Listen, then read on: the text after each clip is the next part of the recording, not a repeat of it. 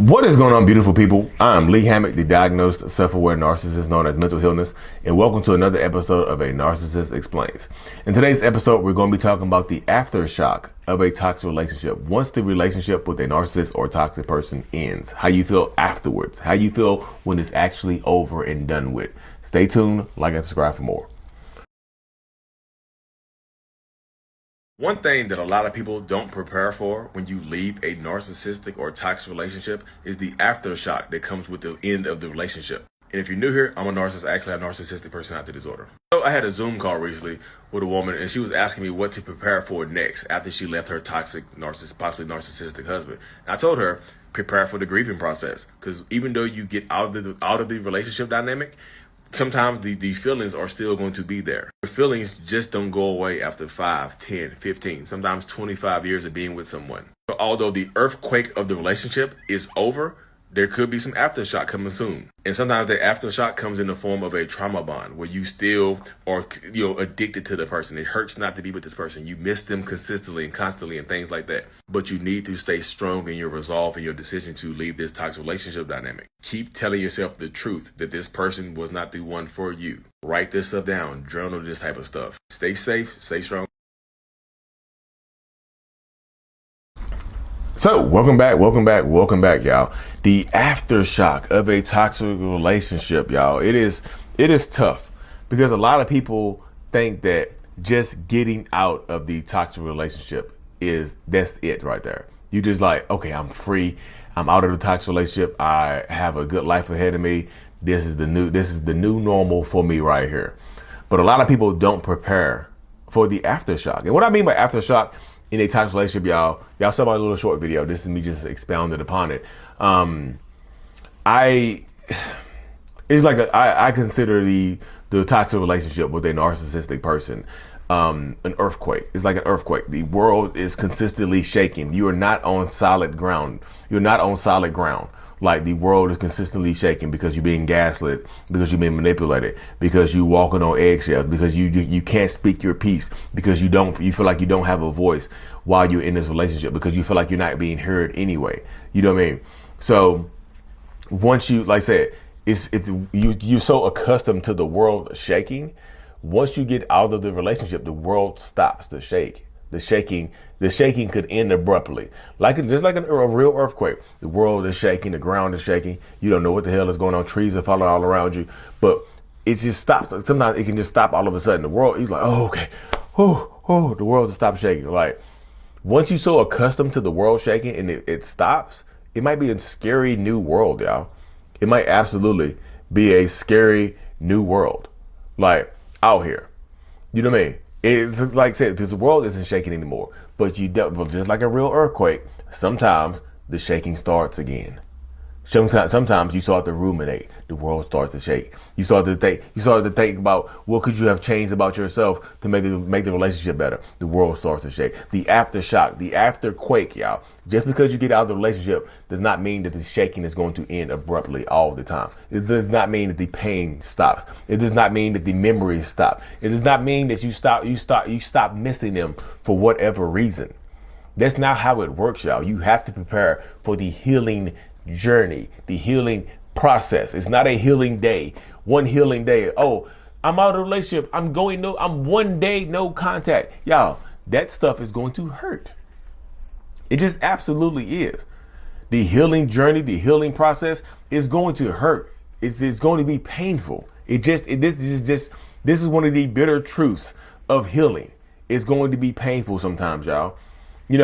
Surgery to heal, surgery to fix something hurts. That's why they put you under. That's why they give you anesthesia. And that's why even after the surgery ends and you come off of anesthesia, you're still in some sort of pain because your body has to heal.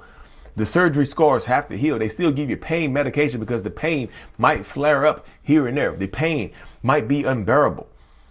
You see what I'm saying? So they have to give you some type of anesthesia sometimes. But they give you anesthesia to put you to, even pushing a baby, even having a baby, they give you epidurals to lessen the pain. You see what I'm saying? It hurts. It's a process, y'all. You have to be willing and ready to go through the healing process, the healing journey. There's not one healing step. That's why I say it's a journey. You'll be on this journey for a while. How long does it take, Lee? It takes as long as it takes. You can't put a timetable on your healing. You can't put a timetable on how long this earthquake is going to last. You cannot put a timetable on when the aftershocks are going to come. You can't put a timetable on that type of stuff right there, y'all. But you have to continue to work towards it. Your life doesn't stop because you start to, you can't, not only are you healing, you can't, unless you get that money and there's money or their support system, you can't just take off of work and go to a private island and heal and come back like, I've been in Barbados for a year and I'm healed. And I didn't, Barbados, I didn't have to work, didn't freedom. I'm healed. Everybody doesn't get that luxury.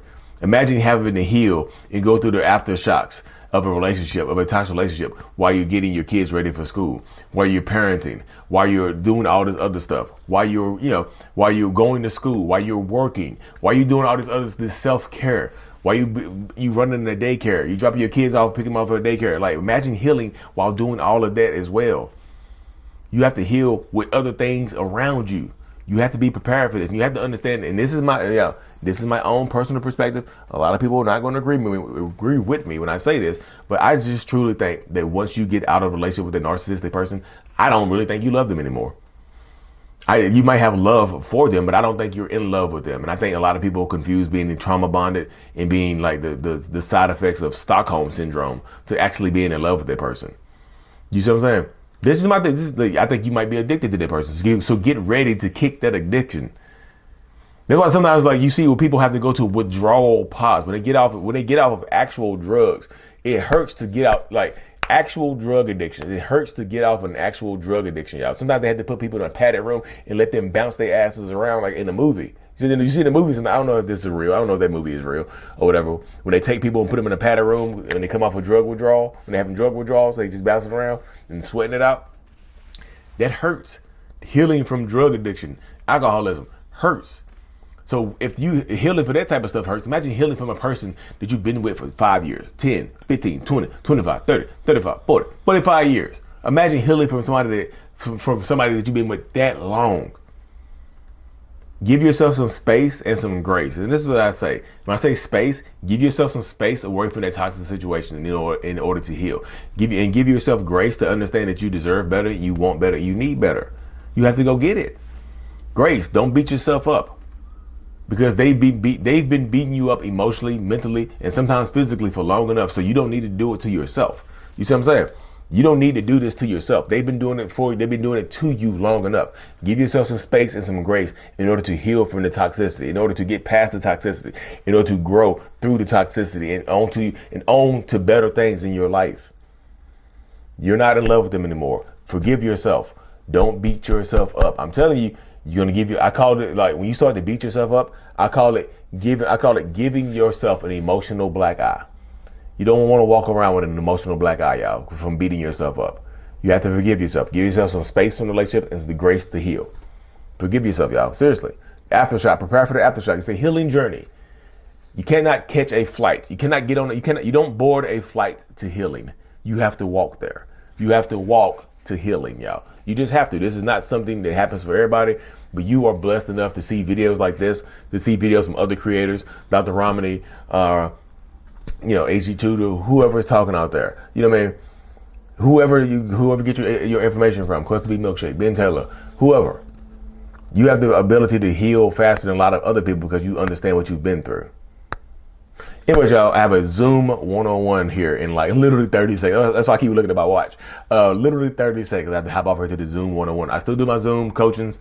Go to mentalhealness.net, search up the coaching or whatever. My journal is available, y'all. The healing journal, a self-love journal by Lee Hammock is on Amazon. Search Lee Hammock Self-Love on Amazon. Thank you so much for tuning in. Like and subscribe for more. And as always, Mental Healness is out. Peace.